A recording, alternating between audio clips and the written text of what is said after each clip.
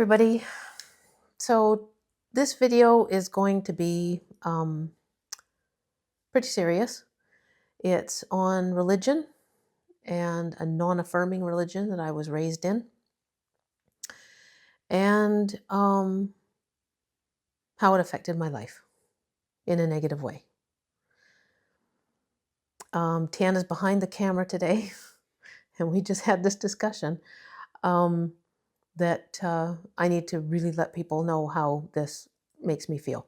I was being pretty delicate about it in all the other videos that I've been recording and tossing out, at least 8 of them. And, she just pointed out, no, you need to let people know what the emotions are behind this. And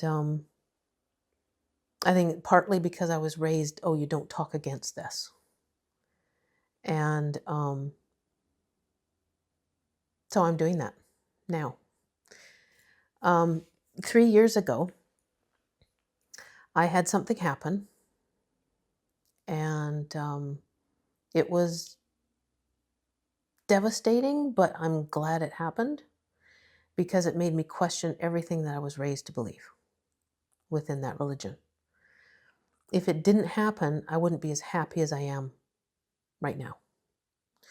So I can be grateful that that event happened, but it has been a really hard 3 years to disassemble my belief system that I was raised with and build up my, let's say, new belief system, which also involves liking who I am, self-esteem for the first time in my life, like really feeling self-esteem. It's really loving yourself, feeling good about yourself, where you're at right now, giving yourself grace, just being kind to yourself. I didn't have that my lifetime up until now,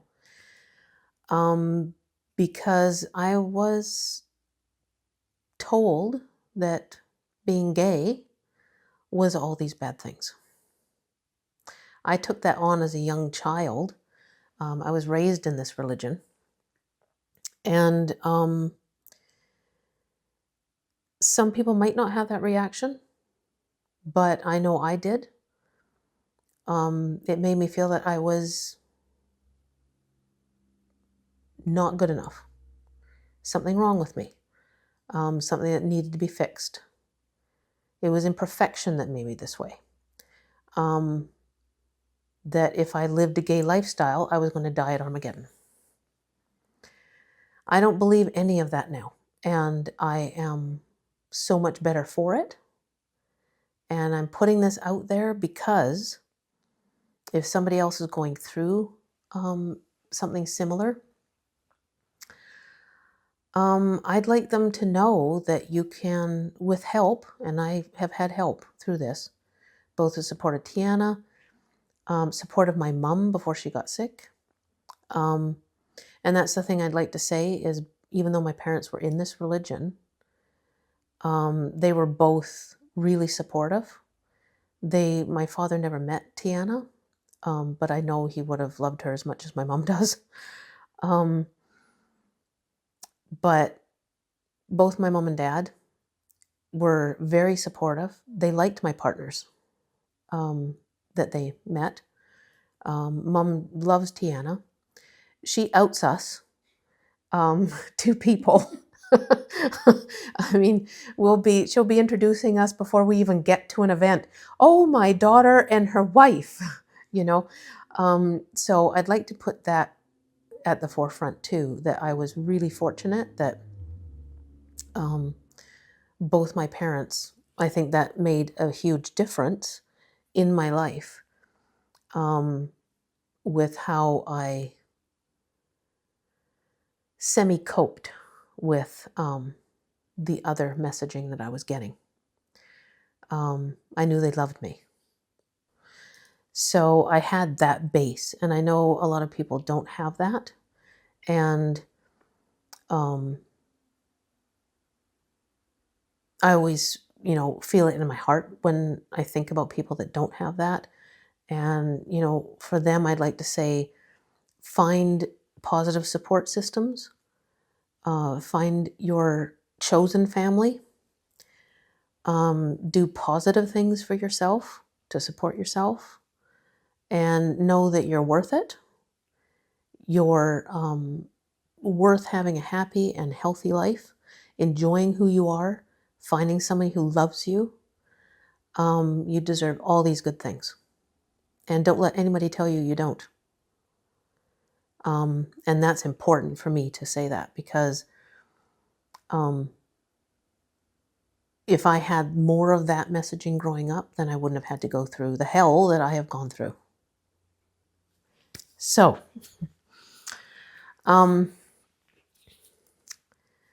my parents were in this religion before I was born.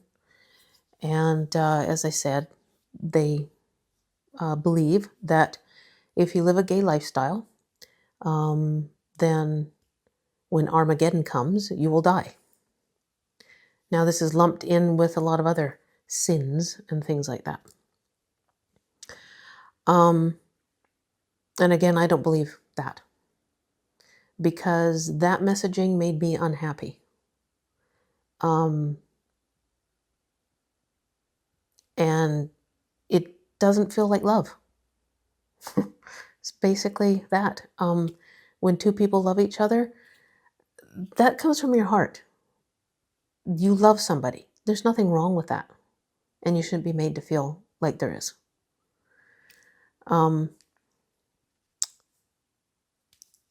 So part of me feeling bad about myself in my life, at 12, I developed an eating disorder. At 13, I developed anxiety, which progressed to a point where I was housebound. So I was an agoraphobic for 15 years, from 13 to 28. I still had the support of my family, my mom and sister primarily. My parents were divorced. So my mom and sister, supported me through all of those times. It wasn't easy to get through those times. I got through the eating disorder on my own. There was a pivot point where I knew I was going to die if I didn't change things. So I did that. I had the strength to do it, and I'm fortunate that I did. And by no means am I saying if somebody can't get themselves out of that situation, I'm not saying that they're not strong enough. I just hope that somebody reaches out for help if you feel that you have an eating disorder. If you are having anxiety issues, reach out for help. We have a lot of things that weren't available to me at the time. This was during the 80s, 90s, that I was going through these things. And my mom exhausted every resource small resource that was around for anxiety, and she couldn't find a lot of help at the time. Now, there's more understanding around all of these situations, all of these challenges that people face. I'm going to put a link in the description of this video. I did a little bit of research. I have not had any experience with the links for eating disorders, but I did find them through a Canadian government website. But decipher that for yourself. Again, I'm not a professional, but talk to your doctor. Do what you have to do in a positive way to get help. But we will put those links in the description for people. The other one is Anxiety Canada, and there are some good resources on there for people with anxiety issues and other issues as well. So I hope those resources help. And I wish anyone going through things like this, I just wish you all the best. You know, my heart goes out to you. I've been there, and part of the reason I'm putting this out there is because when I was going through it all, it would have really helped me to see someone that's on the other side of it in a positive way, who's been able to get past things and live a happy life and feel happy, like truly happy. And I needed to go through that deconstruction of my belief system in order to get to this point in my life. So I'm in my 50s. I can't believe I'm saying that. I swear I'm 35. But if I go to the doctor or something, you see your chart and they say, oh, 50s. Who's that for? Right? But so I'm in my 50s and I am experiencing self-empathy for the first time. I'm being kind to myself now. I didn't have that before. And I'm actually doing, I mean, I wasn't mean to myself. I'm not saying that, but I just wouldn't give myself the same empathy and understanding that I give other people. I didn't think I deserved it. Perfectionism has played a part in my life. And I'm not feeling like that now. Things are good enough. I do my best. I do a good job at things that I do. It's the way I do things. But it's not a hyper focus anymore that I had before. I can walk away from something now and say, well, that's good enough. And I'm okay with it. And this is just within specifically the last 6 months that I had what I could say is the last part of I don't really know how to put it. It was like the last part of the things that were holding on to me from that belief system just fell away from me. And I looked around the room and it was like, it's gone. And I felt lighter and happier. And I can say I'm a different person than I was 6 months ago, and a year ago, and 20 years ago. I'm just consistently, we can have some hard times, but at the base level, I'm happy. So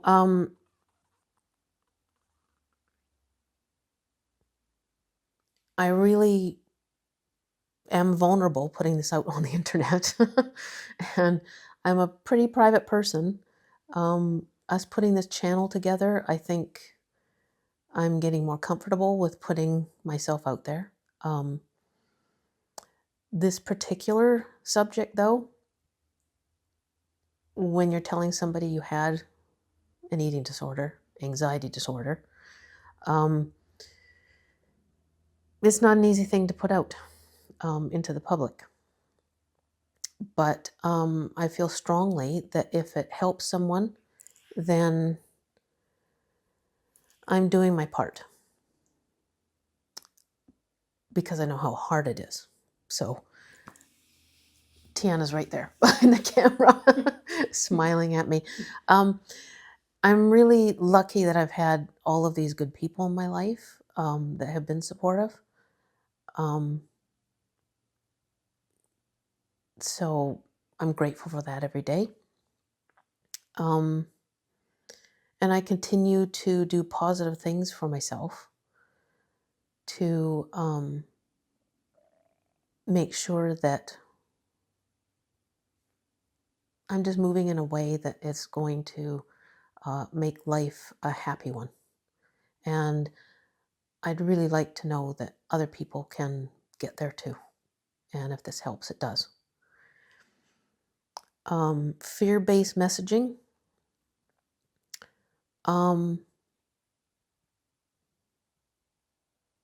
Doesn't do anybody any good. It's just all there is to it. It doesn't. I feel people have a right to be happy with who they are. And that doesn't allow for that. So I hope that if someone else is struggling, and the resources that we put out in our description help. They are Canadian-based, and I don't know where everyone that would be looking at this video is based, obviously. I'm hoping that those resources or something similar are available to you. Ask for help. And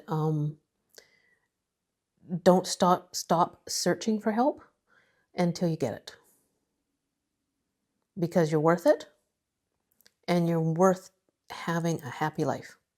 And that's the message that I'd really like to hit home with this. Well, if people talk about it, that it's not taboo to talk about this, then it will help people get past it. And if we don't feel alone, these things lose their power. It's when you're told to not talk about it,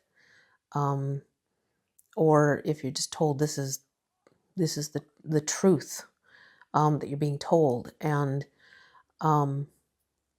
not investigating that further for yourself. How does this make me feel? How does what was just said make me feel? If you have that feeling, you know in your gut, if you have that feeling, it's not making you feel good. Ask yourself why. And search yourself. What's your belief system? What's your belief system? Not what everybody else is telling you. Ask yourself, what do I believe? What makes me feel good? And by feeling good, I don't mean go out and do things it makes you feel good and be damned with everybody else. That's not what I'm saying. It's always being respectful of others, and looking at what their belief systems are and being respectful of that, and surrounding yourself with people that love and care for you, and that are affirming of who you really are. So I think that covers it. And please comment with kind comments. I said this in the other videos. I don't want to have comments where people are saying, "Oh, you're wrong. Here's the proof." I've been through everything when I was deconstructing this belief system in myself, and I don't need it. And there's a place for it, and that is away from me. I'm pretty protective of myself now, and I won't let anything like this happen to me again. So please comment. We will kindly read them and comment with the same kindness and caring. And my heart goes out to anybody that's going through these types of struggles, and struggles that I haven't experienced. Tiana and I are both quite empathetic people, and yeah, I just want people to feel happy with who they are. And if this helps, then that makes me happy that I've done something. So thank you for listening. And I think we're going to put this video out with a lighter one on this coming Sunday. And so we'll leave it there. Thank you.